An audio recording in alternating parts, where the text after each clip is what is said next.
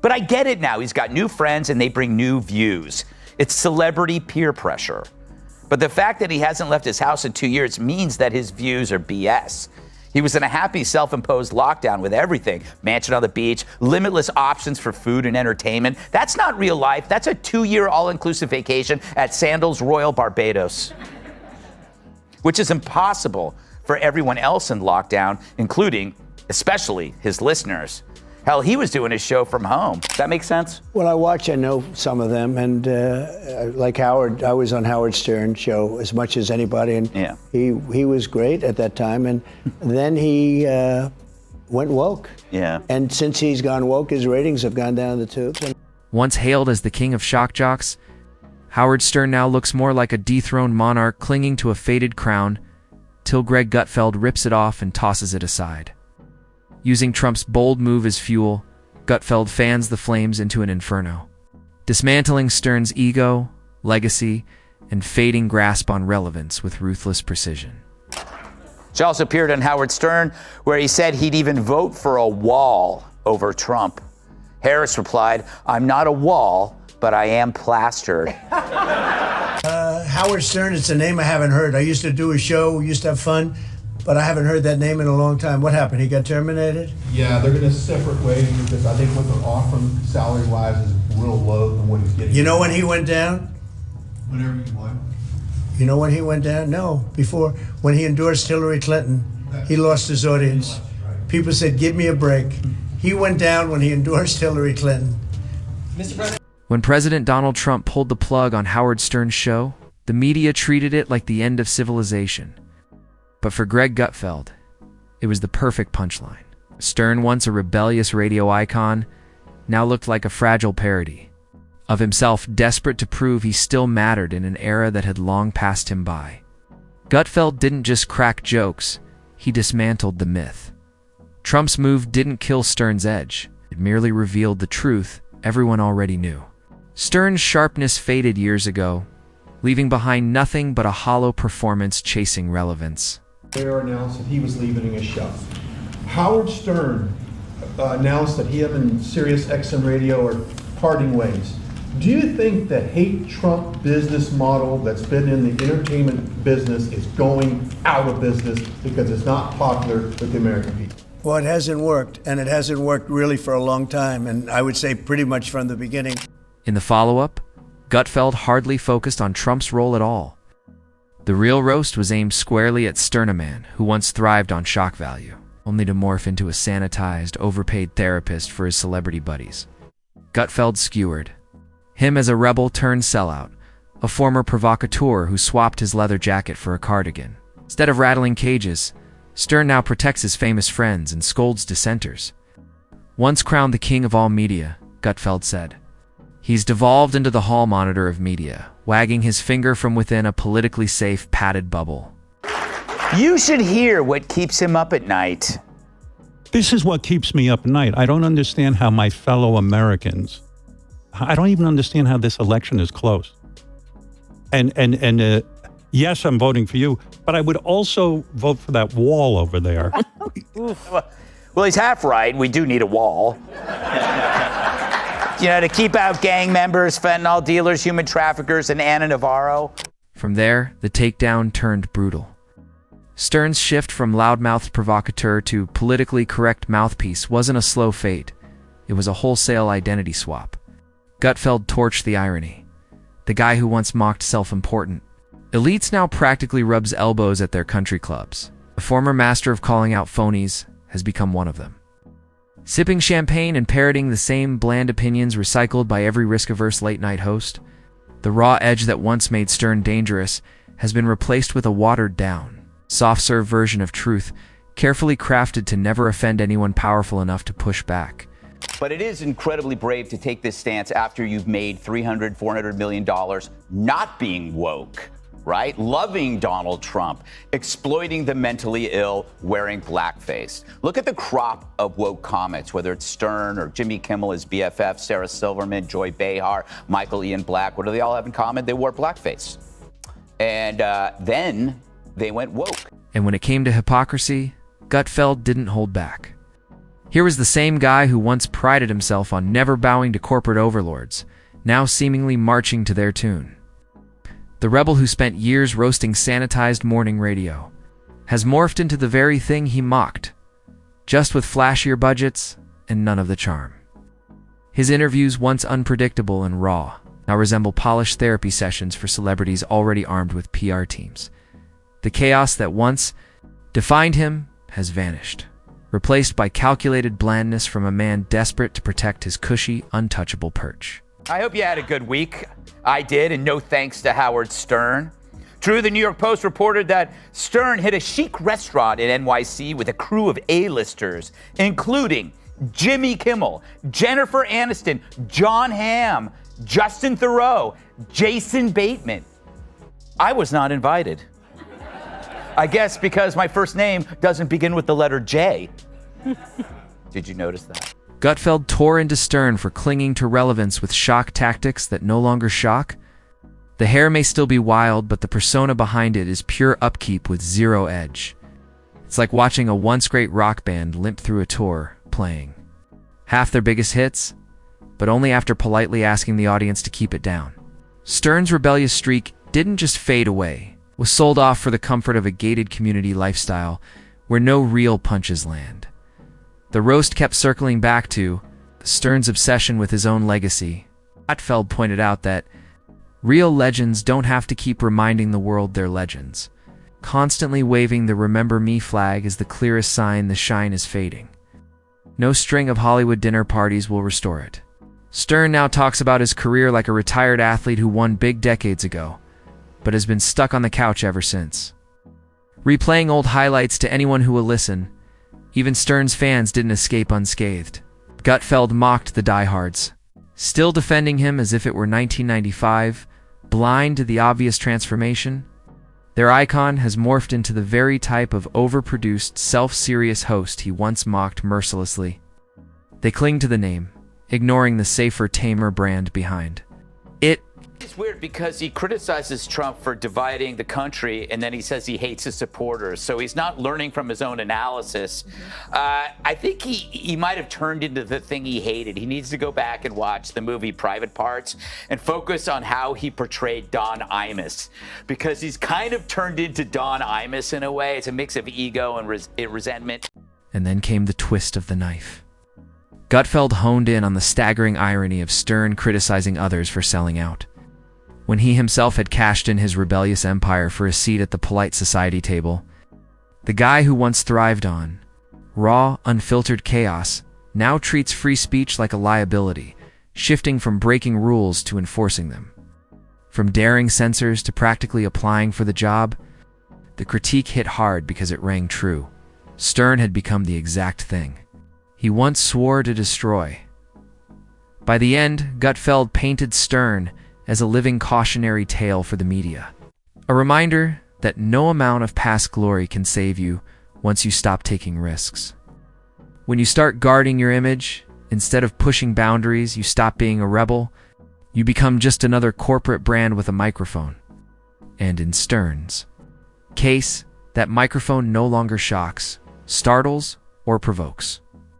It just hums safe platitudes into a shrinking echo chamber. Trump didn't cancel Howard Stern. Gutfeld argued Howard Stern canceled Howard Stern years ago. Only difference now is that the rest of the world is finally realizing it.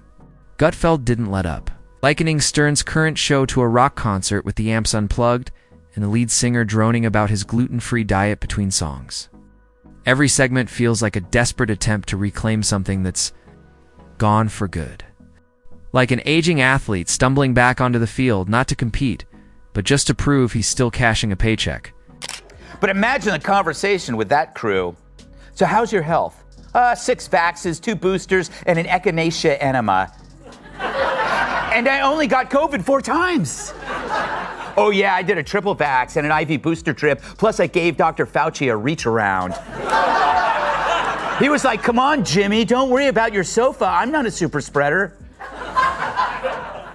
Gutfeld even joked that Stern's interviews no longer sound like cutting-edge radio, but more like a high school guidance counselor, softly asking a nervous student about their feelings.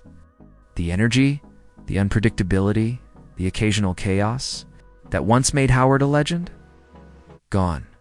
In its place is a host nervously steering conversations between guardrails, terrified one of his A-list pals might take offense. Gutfeld made it clear this wasn't evolution, it was self-neutralization.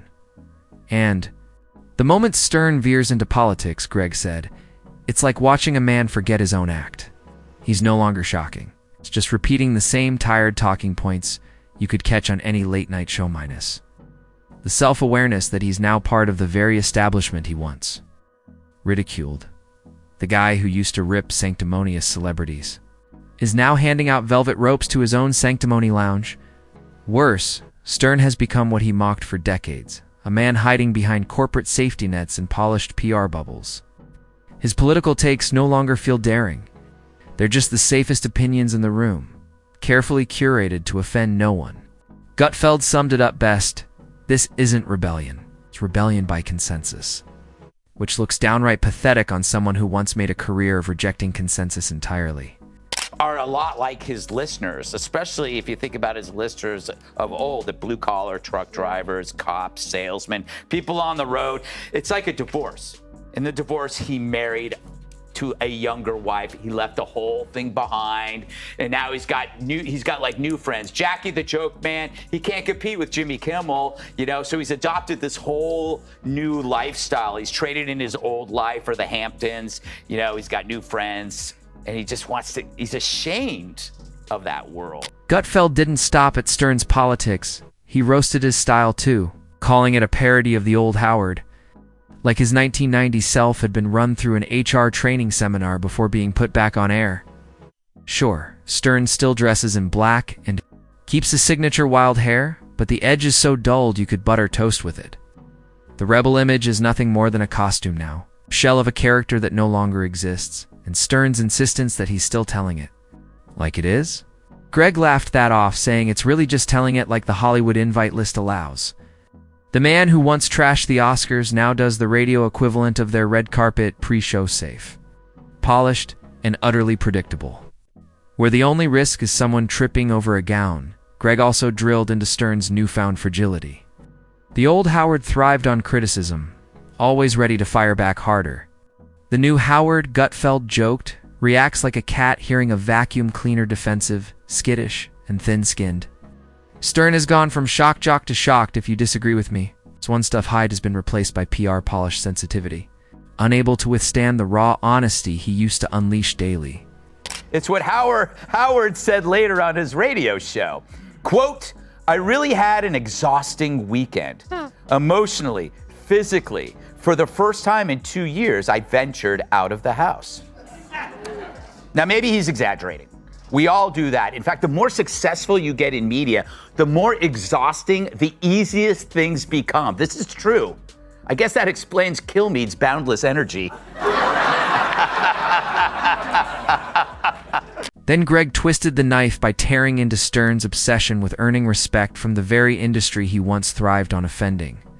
He mocked Stern for confusing longevity with legacy, pointing out that simply sticking around isn't the same thing as staying great. If airtime alone made you legendary, Greg quipped, the Home Shopping Network would be the greatest channel in history. Stern's audience didn't escape either. Greg roasted the diehards who defend him no matter what, comparing them to fans still wearing a player's jersey years after he's been traded, pretending the game hasn't changed while ignoring the obvious. They're clinging to the name. It's not the content. And when Stern leans on his tired, "I've earned my place" rhetoric, Greg countered with a reminder that legacy isn't a lifetime membership, it's something you have to keep earning. Stern hasn't done that in years. Greg summed it up with one brutal analogy. It's like bragging about being the world's fastest sprinter while refusing to even get off the couch. The image of greatness remains, but the reality is long gone. Then they went woke. It's not a chicken or egg thing there. You know what order it came. So I call this BFR. It's blackface reparations. There's nothing in Stern's previous career that could withstand this modern witch hunt that he now embraces. So this is a form of restitution. Maybe he says, if I'm woke too, the crocodile will eat me last. But they always do eat. But I get it. He flipped from populist to elitist because Now he's with elitists. He's living in the Hamptons. What would the Stern of now think of the Stern of before? Greg even went after Stern's once legendary interviews, the raw and unpredictable core that made his show electric. Now, he said, they feel more like scripted promotional tours, with every spontaneous answer rehearsed in a green room. Beforehand, days of Stern pushing guests into revealing something shocking or unplanned are long gone. What's left are softly lit chats where the biggest revelation is an actor admitting they enjoy pineapple. On pizza, Greg also flipped Stern's own history against him, reminding everyone how often Stern mocked other hosts for going soft, selling out, or playing it safe. "You were the guy who told us never to pull punches," Greg said. "And now you're shadowboxing in a padded room." That betrayal of his original promise is what makes Stern's downfall so striking. He didn't just lose his edge, abandoned it. By the end of the roast, Greg had hammered the point home. Stern is no longer the self-proclaimed king of all media. It's been reduced to something far less inspiring, the caretaker of safe, carefully approved media. Now remember, Stern used to throw bologna slices at strippers' butts. With accuracy, I might add. Now he's worried the possible leader of the free world can't handle his verbal foot rub. I wonder if he used to get this nervous for the strippers before he'd spank them on their bare asses with a dead fish. Here's Stern on anyone daring to poke a little fun at Kamala. Even when I watch them on Saturday Night Live with the where they have Maya Rudolph playing you, I hate it. I don't want you being made fun of. Oh my God. There's too much at stake. Howard Stern's show, Greg argued, is no longer a radio revolution, but an expensive museum piece of what rebellion used to be. People still show up, still snap photos, still pretend it carries the same danger, but they're doing it behind velvet ropes with a no-touching sign. Greg nailed the analogy. Stern is like a roller coaster that once left you breathless with terror. But now the brakes kick in halfway down the first drop, while a polite voice over the loudspeaker asks, "If everyone's comfortable, that isn't rebellion anymore. That's maintenance." And legends aren't made by playing it safe. They're made by taking risks. Stern, Greg pointed out, hasn't risked anything in years. So when Trump finally pulled the plug, it wasn't. The great injustice Stern painted it to bit was simply the official notice of what everyone paying attention already knew. The act was over long before. The roar that once made Stern untouchable has been reduced to a careful murmur.